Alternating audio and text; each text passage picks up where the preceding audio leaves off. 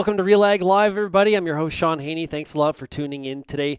We're going to have a lot of fun and learn a lot today, talking about fertility with two experts from one from Nutrien and one from Loveland Products. So if you want to participate in today's show, all you have to do is ask your question in the comment box, whether you're watching on YouTube, Twitter, or Facebook. I'm not in the studio today. I'm actually in my office because there's some work being done. We've got an internet problem in the office next door. So, hey, thanks a lot for tuning in today. As I mentioned, we are going to talk about fertility. Today's show is brought to you by Atlas XC. Unlock the potential of your fertilizer with this unique biocatalyst from Loveland Products Canada, available exclusively from Nutrien Ag Solutions. Learn more at atlasxc.ca. And speaking of Atlas XC, let's bring in both of our guests here today. I'm going to unmute them and bring them into the fold. First up, Jan Morse from Loveland Products. Hey, Jan, how are you? Good, Shaun. How about you? Pretty good. Hey, Jan, tell us a little about yourself and what you do at Loveland. So I'm what we call a proprietary product manager, which is maybe a fancy way of saying a representative for Loveland Products to specifically to the Nutrien Ag Solutions retails. Cool. I'm from Starbuck, Manitoba. Grew up on a grain farm here myself, and I've been with Nutrien as a whole for about 6 years and about 2.5 years in the proprietary product manager role with Loveland specifically. Cool. Also joining us today on the panel, it is Candice Robinson. She's with Nutrien Ag Solutions. Candice, how are you?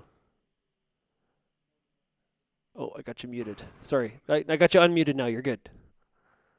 I'm good, Shaun. How are you? I'm doing really good. So, Candice, tell us a little bit about yourself. Sure. So I'm the manager of agronomy services for the Southeast Saskatchewan area. So I cover the southeast corner of the province for Nutrien Ag Solutions. I'm originally from Australia, but I've been working in Canada with Nutrien for a little over 6 years as well. What brought you to Canada? The wonderful winter weather. You were attracted to winter? That's what you really? No, not really, but. Huh. Well, Candice, let's start with you. Right now, there's a lot of farmers out there thinking about fertility and what they need to be doing. When you're talking to a lot of customers at Nutrien, what are some of the big fertilizer questions that growers are asking right now? At the moment, I guess the first thing we always want to look at is what their target is at the end of the year, like what they want to accomplish, make sure we're fertilizing for that goal. And if we can, to do soil tests so that we're fertilizing to that crop needs. Yeah, that soil test is pretty critical. It at least gives us gives us an idea of what we're exactly dealing with, right? That's right. It gives us an indication of our starting point and where we can go from there. Yeah. Are a lot of concern about dryness in the prairies this year for sure. Is that coming up in a lot of your discussions? It is. There's a bit of uncertainty. We've had a number of dry springs now, so a lot of growers are concerned coming into this spring. We had a dry fall, so moisture is a high concern for a lot of growers. Yeah. So Jan, let's talk a little bit about the reason for products like Atlas XC. And I guess start off with this. I did the read at the beginning and I mentioned the word biocatalyst. What exactly is a biocatalyst? It sounds super sexy. It sounds cool. What is it actually? So the way we use it at Loveland Products, how it applies to Atlas XC, you can split it into two basic words, and that's bio, which is short for biological, obviously. So it's a product it's a chemical that comes from living bacteria, hence bio, and then catalyst. So a catalyst is anything that is used to speed up a reaction. So in this case, it will speed up solubility and availability of our phosphate fertilizers and our dry fertilizers in general. So that's kind of how we use the term biocatalyst at Loveland Products. But there's no living organism, correct? Not in the jug. What's in the jug is a chemical created by living organisms. So it's the exudates, for lack of a better term, of those living bacteria. So No, it's not a live product by the time it gets to the customer.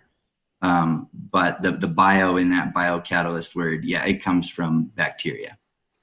Okay, and it's sold. I mentioned the read. It's sold exclusively through Nutrien Ag Solutions. So, and it's applied at the retail point, right? There's no on farm. That's correct. I shouldn't say we shouldn't say no on farm. There's probably a little bit that we maybe don't know about going on at the farm, but for the vast majority, it gets treated at the retail, and the customer actually never handles the product itself. It gets treated on with special pumps that are specialized to control for volume and over time. And that way we know we're doing a good job getting those fertilizer prills treated with the liquid product at the rate we want it. So it's very easy for the grower customers, and just a little bit of work on our end at the retail locations. Yeah. So Candice, you're talking to growers about a lot of their fertility needs. Where and why is Atlas a good fit on some of the acres in Western Canada? Yeah, so over the last number of years, our soils in Saskatchewan are continually becoming more P deficient. So in some work I'd actually done in 2018 around Moose Jaw, about 75% of the fields I'd soil sampled came back deficient for phosphorus. So phosphorus is a very hot topic at the moment. It's often a high cost input, so it's bringing a lot of attention to Atlas to help us improve the availability of what we do apply. So how does it build P over time then?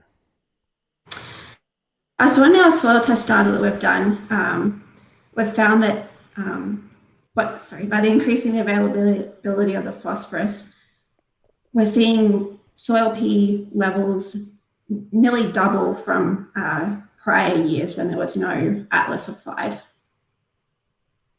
Okay, and Jan, I learned yesterday, we did a webinar with Nutrien, and I learned yesterday that one of the simplest way to put this is it helps break down that prill faster. Why is that so critical and important? Well, it's particularly important in the springtime, Shaun, when there's a lot of factors kind of working against our fertilizer availability. In particular, if it's cold and dry, there's no water working to dissolve that. So if we can add something onto the prill to actually increase its solubility in the soil solution, that means more nutrients available to the plant earlier. And then there are other things in Atlas XC that keep it available longer. So it's faster and I would say more efficient would kind of be a way to sum it up. Yeah. So, and Candice, it's been in the market, growers have been using it. What's been the experience and what have you seen in some of the trials? Yeah, so I've been working with Atlas now since 2018, and a lot of growers have started using it since then as well. So the main benefits we've seen from Atlas are improved yield, being a top priority for growers, but also other benefits that a lot of people don't think about. So the improved soil P levels, improved even maturity of a crop as we come into harvest time, as phosphorus deficiency can hasten maturity. And then we've also had,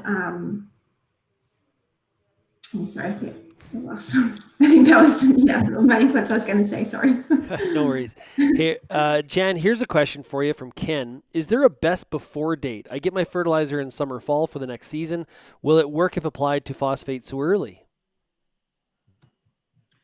Yes, we're very comfortable with sending it to the farm to be stored in the bin on fertilizers for 12 months before it actually gets put into the ground.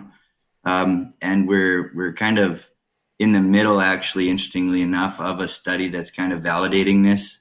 So we're testing the product in terms of actually looking at the product itself to see if it's still stable after 12 months. But then we're also testing the performance in the greenhouse as well to make sure that, and we knew this already, but we're just validating it again in the greenhouse to make sure that it's still going to be good. Well, 12 months and then even after. Candice, in terms of which crops, like if I am thinking about using a product like Atlas XC, are there certain crops where it performs better than others, or is it across the gamut applicable to all crops that use phos? Yeah, we've seen advantages to using Atlas XC on pretty much all crop types across Western Canada, but if I was a grower looking to try it for the first time, I would probably look at something like canola or a pulse crop, where we're typically limited to how much phosphorus we can apply safely with the seed. So with canola, for example, we can you can put on about 20 to 25 pounds per acre of P2O5, but at these rates, we're not covering crop demand and or crop removals. So by doing so, we're mining the soil over time. So if we can apply something like Atlas to increase the availability of the phosphorus we are applying, then we get better, meet the crop's demands better. Candice, does it mean I'm able to use less phos then, or No. So our phosphorus is fertilizers are typically 10 to 30% of it is available in the first growing season. So Atlas increases that by about 15%, but still that's not a great efficiency rate. So we don't want to start cutting our rates at all. Jan, any data on like impact of soil pH? There's a lot of different soil types across the geography. So does pH or characteristics of the soil have any sort of impact on the effectiveness of the product? I would say, in terms of soil factors, Atlas will likely perform better in scenarios where you have all those factors working against you. So high pH, in particular, high calcium, low organic matter, dry soils. Those are all kind of hostile conditions for plant available phosphate. So I think in those situations, that's where Atlas shines in particular. Now, having said that, we talked earlier about the prill breakdown and how it's sped up. So it's we're shooting for more availability throughout the growing season, not just a larger total number, but a larger number throughout the demand of the plant and its life cycle. One of the questions that came up yesterday on the webinar we did, Jan, was what if I double up the amount of like what if I double my dosage of the Atlas? Do I double the impact or double the speed of the prill breakdown? I haven't seen those studies exactly, but we've done lots of testing, and there's been a few different products or formulations before we've settled on the one that we're at now. And what we've done at Loveland is concentrate the product by a lot. So we get the right amount of active ingredient at the proper liquid rate. Because we are treating it onto dry fertilizers, we're pretty sensitive to the fact that when you add moisture into the equation and into the equipment, it could potentially make things a little bit more complicated.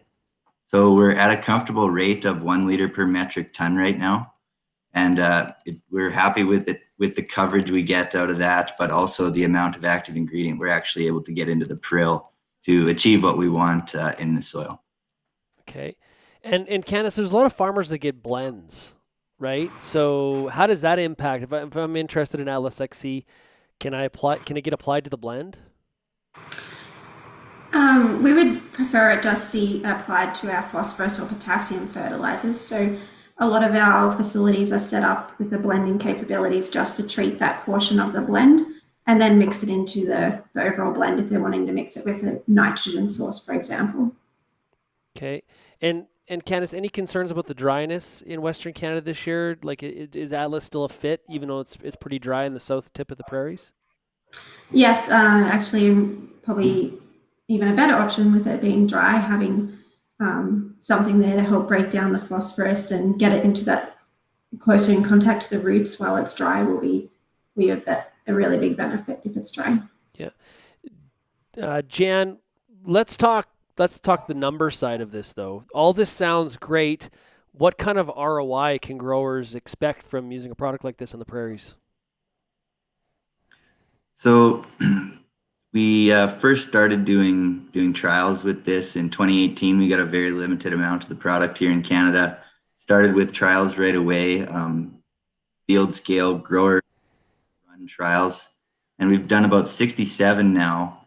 And on canola, we're seeing ROIs around 10, and it depends on how you factor in your numbers of input prices and grain prices. But at $11 canola, $11 per bushel canola, our ROI was between 9 and 10 on the average of our trials since 2018. So it's been very good so far. It's been a positive ROI for all crops since 2018. So, and we've done, like I said, 67 trials on wheat, barley, peas, canola, all kinds of different trials. So that's just an average entire overview of all the trials we've done. Jan, do you think we're going to see more of these kinds of products coming to market where we try to up the efficiency of how our fertilizer acts when it's put in the ground? Is this really a focus right now? It kind of makes sense to me. Like Candace said, we're restricted in how much we can apply, particularly in the seed row. And the phosphorus, it has been a bit of a growing problem. The problem that we have is that we generally have low efficiency in the year of application from our phosphate fertilizers. So like Candace said, 10 to 30%. And there is no replacement for those phosphate fertilizers, but adding another 10, 20, 30 pounds of phos to your land is only works so much. It's kind of a diminishing return. So your return on investment might be better served to try to get more out of what you are applying, apply the proper amount for your fertility program, and then try to maximize yield while you're doing that. So I think that's where Atlas is going to be your big fit. Candice, when you're talking to customers, you're on the ground, you're talking to, providing those agronomy services. Are growers looking for more and more ways to get a little bit more bang out of their buck when it comes to fertilizer? Like when we talk about these kinds of products, just trying to get more from the dollars they're spending. Yeah, they definitely are, especially in this year is a good example that fertilizer prices are continuing to rise. So using product efficiency products where they can utilize what they can put on to meet their budget is definitely becoming a big topic. Yeah. Fertilizer has been going up. Can we need to deal? Can like it's unreal actually. We learned a lot yesterday on that webinar, and there actually is a webinar next week as well, February 3rd. We're going to get a weather outlook on that webinar from Nutrien. So ask your local Nutrien Ag retail about that webinar and how you can check it out. Question here from Shelby. With dry growing conditions, will adding Atlas to the phosphorus having more available affect seed safety? Candice, you want to tackle that one? Yeah, sure. No, Atlas doesn't have either a positive or a negative effect on seed safety. So as long as you're following the safe seed guidelines set out for phosphorus, Atlas will not change the toxicity of the fertilizer in the seed row. Yeah. Jan, seed safety, critical. We mentioned the price of fertilizer. Seed's not cheap either, and so we want to make sure that we're not doing anything to hinder that seed quality, right?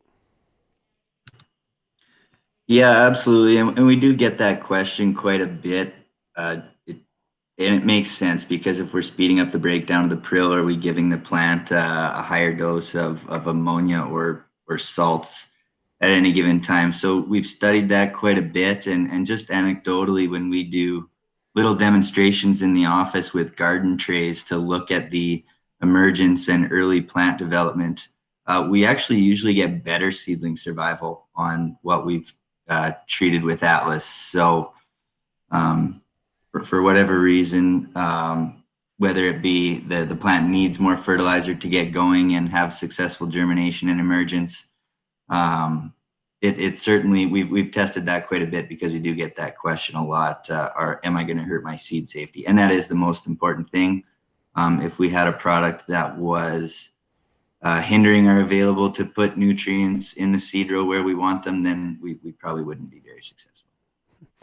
So, Jan, one of the questions that came up yesterday on the webinar was, why don't I just put more FOSS down? Like, would I be further ahead if I just bought more FOSS? But that's probably more. That's from a financial standpoint, probably more expensive, is it not?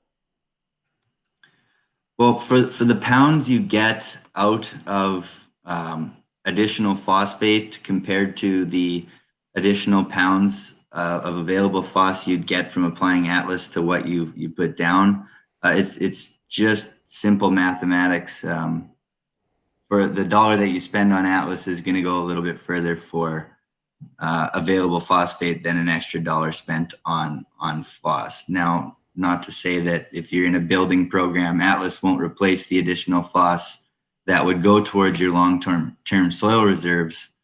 But in terms of the first year efficiency, your return on investment in terms of available phos is going to be better put towards Atlas with a 15 to 20% increase efficiency over the 15 to 20% you were getting untreated. Yeah. Candice, is this something I do every year, or is this like every couple years? What about that? Yeah, I think like Jan said, it kind of depends what the grower is aiming for. If it's a soil building program he's looking at, so in that case, I would likely look at increasing phosphates on crops that have a better tolerance for the seed row, like in your cereals, and then utilizing Atlas on those more restricted crops like canola and pulses. Yeah. But saying that, if guys that have a lot of rented land and don't want to invest that much money into building soil P reserves through increased fertilizer rates, Atlas has a really good fit here to utilize the inputs that they're putting on. Cool. Question here from Derek. A lot of Western Canada has soils at or trending towards P deficiency. Can I add Atlas to supplement my blend year over year to help build P levels and take a year off if P levels become sufficient? Candice, you want to tackle that one? Yeah, so you are right. Our soils are either already deficient or trending that way across all of the prairies. So I would agree that you can supplement using Atlas in a building program, but I wouldn't rely on it and then cut rates in years to come. So it is building our soil P levels, but you don't want to build them up and then start mining them back down again. We want to keep them at a nice, stable level. Yeah. Jan, any thoughts on that? Yeah, I'll echo what Candace said a little bit in that there is no replacement for those pounds of P2O5 in the soil. So when you're talking about building available levels, I would think of Atlas as a supplement to the short term, the near term, in pretty much the crop that you're growing that year, and then the additional phos that you're applying is going towards those long-term soil reserves. So we're certainly not trying to replace a proper fertility plan at all. We're trying to supplement it and actually make what you are applying more efficient. And if we can increase your yields every year by increasing availability of your fertilizers, then we think you should be using it every year. But now, mind you, if you have so much phosphorus in your soil that you're not going to receive a return on investment from additional breakdown of prills and faster available, more efficient fertilizers, that may not be the right fit for you. But in going back to our last question, the economics for Atlas gets better and better as crop prices go up and fertilizer prices go up. So see kind of like a perfect storm right now for Atlas for us to be talking about this right now. So yeah, and Jen, when does the plant ideally need the P? Is it just right off the hop? It's the start. Phosphorus is a very important nutrient. I mean, they're all important early on in the season, but phos is very important for early season root growth. We talk about that pop-up effect as well, which is not a very scientific term, but it is important nonetheless to get that plant putting on roots and popping out of the ground early on in the growing season. That's very important. And one of the things we see actually just at the end of the year is a difference in maturity. So, and a deficiency symptom of a phosph-deficient plant will be delayed maturity. So we've seen side-by-side trials where swathing takes place 10 to 14 days different earlier on the Atlas treated side than the untreated side. And that's just because that plant has been developing faster all along throughout the growing season. And especially early on, it's got off to a good start. So that's pretty important characteristic when it comes to northern Alberta or northern Saskatchewan, Candace. Yes, it is, and that's been one of the main benefits we've seen from growers using Atlas, and they can get their crop in the bin a lot sooner. It's a happy grower. For sure. Jan, question here. Can Atlas be utilized with 1034? So the short answer to that is no. Like I said, that we've got the concentration and the formulation specifically in this product for dry fertilizers. So the short and simple answer to that is unfortunately not. What about Mez?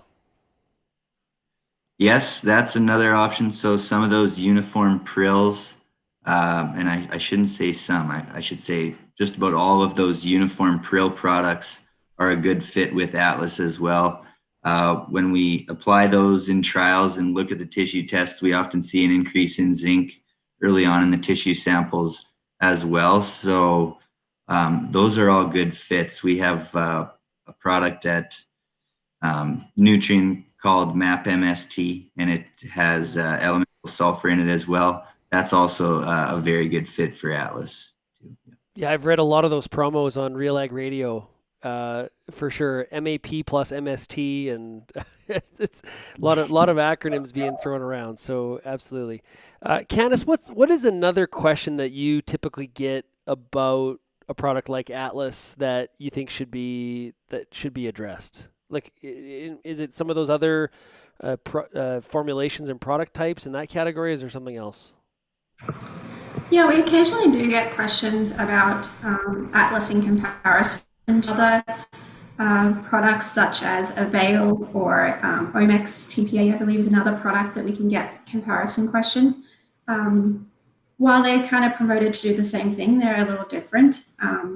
Avail and the Omex product, is a negatively bound polymer that binds to positive cations, calcium and magnesium in our soil. So this ties up that calcium and magnesium from tying up our phosphorus. So in that way, it is allowing the phosphorus fertilizer to be more efficient. Whereas Atlas is actually working on that prill to break down the phosphorus that we're applying. So they have similar uses, but are both very different products. And I think one of the keys here, if you do have questions, reach out to the Candice Robinsons of the world, other people that work at some of the Nutrien Ag retails, and ask the questions specific to your field conditions, your farm, to make sure you understand how this product or others from Nutrien will provide you with higher productivity. Yeah, that's correct. Reach out to your local Nutrien Ag Solutions retail, and the staff there can help you. And if not, there's an MAS in every division that they can contact for further information, or someone like Jan as well, the Loveland representative. Absolutely. Today's show was brought to you by Atlas XC. Unlock the potential of your fertilizer with this unique biocatalyst from Loveland Products Canada, available exclusively from Nutrien Ag Solutions. Learn more at atlasxc.ca. Jan, thanks a lot for joining us here today on RealAg Live. Thank you very much. And Candace, it was great to hear from you here today. Thank you very much. Thanks for having me. Okay, that was awesome. Great stuff. Very interesting. And I want to remind everybody that Nutrien has a webinar February 3rd. You can sign up. There's going to be a full weather forecast in that one from a Nutrien meteorologist. So it's going to be pretty interesting stuff. I know that a lot of us in the southern tip of the prairies hoping for some moisture. Absolutely. Don't forget to tune in to RealAg Radio today at 4:30 Eastern, 2:30 Mountain on Rural Radio 147. We're going to have a farmer rapid fire, talking to farmers from coast to coast, finding out what they're working on their farms and what kind of their outlook is for 2021. Thanks, everybody, for getting real and getting connected with RealAg Live, and we'll chat again tomorrow. Cheers.